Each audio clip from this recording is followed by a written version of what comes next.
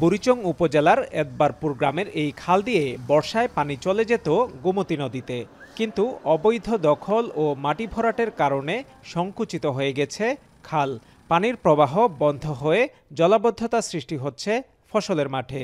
যে খালটা ছিল এই খালটা একবারে এখন ছোট হয়ে গেছে, যার কারণে এখন ওইটা দিয়ে যে পানির যে প্রেশার এখন ওইটা দিয়ে এখন যাতে কাভার হয় না।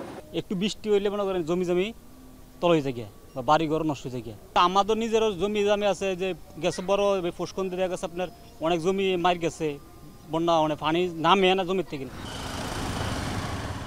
ভারতের ত্রিপুরা থেকে পাহাড়ি এলাকার বৃষ্টির পানি দ্রুত নেমে আসে সীমান্ত ঘেঁষা বুড়িচং ব্রাহ্মণপাড়ায়। 2024-এ ভয়াবহ বন্যার শিকার এই দুই উপজেলার খালগুলো প্রায় বিলীন।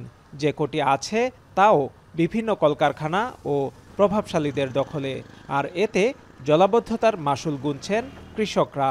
খাল না দিলে আমরা এই ফসল কিনলে আমরা ভাত কিনা খাইতে হইতে আমরা জানছি, আমরা তেও পয়সা জোগাইতে আমরা বহুত কষ্টে চলতে আছি। খালটা মাসে কুড়ে লিছে, পানিও সরে না বুঝি, সরে না দেখিয়া আমরা দান টান করতাম পারি না। জমিনগুলা খালি থাকার একটাই কারণ, এই গাছে ভরাট হওয়ার একটাই কারণ জলাবদ্ধতা। সঠিক সময় মানুষ এটা মনে করেন যে পানি নিষ্কাশন হচ্ছে না, খালগুলা ভরাট হয়ে যাচ্ছে, আর প্রশাসনের এখনো কোনো মনে করেন যে গাফিলতির কারণেই এটা এমন হচ্ছে।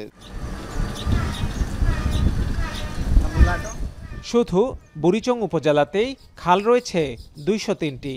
অধিকাংশ খাল ভরাট হয়ে যাওয়ায় নেতিবাচক প্রভাব পড়ছে কৃষি ও জীববৈচিত্র্যে।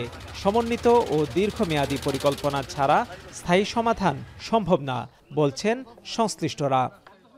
দুই পাশে রিটার্নিং ওয়াল হবে, দুইটা রোড কোম্পানিগঞ্জ থেকে কুমিল্লা আসবে, মুরাদনগরের মাথায় একটা রাবার ড্যাম হবে। রাবার ড্যামটা এরকম, আপনার পানি যখন কমবে এটা আস্তে নিচে নেমে যাবে, পানি যখন বাড়তে থাকবে এটা আপনার ফুলবে। এটার মধ্যে আপনার হাতির ঝিলের মতো স্টিমারগুলো চলবে। অপরিকল্পিত ঘরবাড়ি নির্মাণ করা 2 নম্বর কথা হয়েছে, যে অপরিকল্পিতভাবে কলকারখানা নির্মাণ করা। 3 নম্বর বিষয় হয়েছে যে ইটের ভাটা, মাটি কাটা বন্ধ করতে হবে প্রশাসনের সহযোগিতায়। বাড়ি করার জন্য ওই যে ঢাকার ওই উত্তরাতে যেরকম যে প্রত্যেকটা বাড়ির সামনে এত ফিট জায়গা ফাঁকা রাখতে হবে, এই আইন বাস্তবায়ন করতে হবে। আদারওয়াইজ অদূর ভবিষ্যতে কুমিল্লাতে সেচের জমির পরিমাণ ক্রমে হ্রাস পাবে। এই কর্মসূচির অংশ হিসাবে আমাদের যে পরিষ্কার পরিচ্ছন্নতা, খালের মাঝে যে ময়লা আবর্জনা আছে, কচুরিপানা আছে, এগুলো পরিষ্কার করে আমাদের যে গ্রামে জলাবদ্ধতাগুলো আছে সেই পানিগুলো প্রবাহিত করার চেষ্টা করছি এখানে। পাশাপাশি আমাদের গ্রামের ভিতরে যেখানে আমাদের ড্রেনেজ সিস্টেম নাই সেখানে ড্রেনেজ সিস্টেম করে দেওয়ার জন্য ব্যবস্থা নিয়েছে। সম্প্রতি ভারী বৃষ্টি ও উজানের ঢলে জলাবদ্ধতা তৈরি হয়েছে জেলার 13,000 হেক্টর ফসলি জমিতে। খাল দখল আর অপরিকল্পিত আবাসন কৃষির পাশাপাশি বিরূপ প্রভাব ফেলছে জনস্বাস্থ্য, শিক্ষা ও জীবনযাত্রায়। তাই দায়সারা কর্মসূচি নয়, স্থায়ী সমাধান চান ভুক্তভোগীরা।